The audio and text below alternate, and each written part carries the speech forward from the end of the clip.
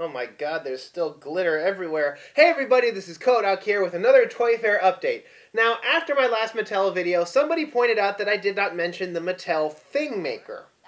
Now, the Thingmaker is kind of a cheap 3D printer that connects to an app through which you can scroll through a parts library and print them out on the 3D printer in about half an hour. Even though I took tons of footage of it, I'll admit it, the reason I didn't show it off was because I was really not impressed. The thing is, 3D printers have become kind of a popular trend these days. A lot of them have gotten really cost-effective, particularly the ones that use this molten metal plastic that comes on a spool and kind of gets drawn into place to create the image. Heck, there was a toy company out there that had one that was just a pen that worked that way and you just squirt it out. But here's the thing, a lot of these things are really not as cost-effective as they seem.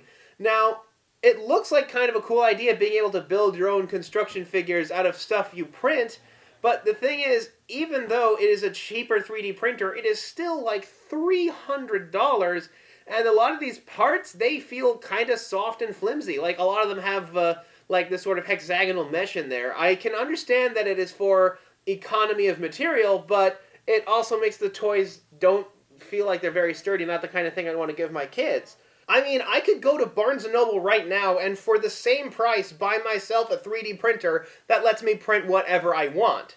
I mean, of course you could also forego buying the machine and just find, like, what these people at Peacemaker have made, which is a small stand at your local Toys R Us where you order the part, you finish your shopping, and 10 minutes later you come back and there's a toy. However, there are a couple problems with these in that I still don't think they've quite figured out how to make it cost-effective.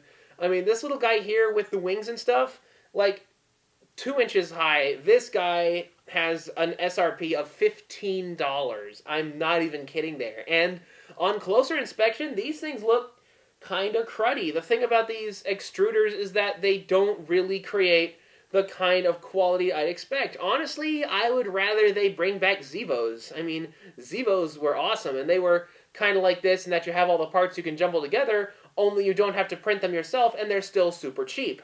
I guess you could argue that the idea is that you're not paying for the toy, you're instead paying for the experience of popping some money into a machine and watching that toy be made for you. Now, unfortunately, that has been around since 1962, and I think a bunch of those machines are still around in Washington, D.C. However, there are still some very exciting developments in the world of 3D printing. For some reason, these guys, Formlabs, had their demo model hidden under an escalator. I don't know why they always hide, like, the coolest development stuff at Toy Fair under the escalator. It's a really huge disservice, but the Formlabs 3D printer operates differently from a lot of these ones that use the extruders in that it actually creates a pan of melted plastic and kind of slowly pulls the model out of it. What I have here is their sample part, and really it speaks for itself. I mean, look at the quality on this thing. You can still see some of the scoring from the printing process, but it doesn't look nearly as bad as the stuff from Peacemaker, and you can see all this delicate detail just amazingly rendered. This didn't require any kind of sanding or anything. I mean, other sorts of models would be printed to have this sort of sprue to properly support the model, but it's like the gunplay plastic. It just pinches right off. And granted, it costs like 12 times as much as the Mattel brand, but $3,500 to get this level of fidelity up to 100 microns is just insane. Like I said, if you're in the business of developing these sorts of products, it is just the ability to render this staircase in double helix should blow your mind. It is definitely something to look forward to, and I really hope that this kind of printing is made a bit more cost-effective. Perhaps then we're going to see a whole bunch of the really awesome high-fidelity stuff we expect from the cheaper 3D printers. Until next time, stay tuned to this channel for more Toy Fair news, and this is Kohdok signing off.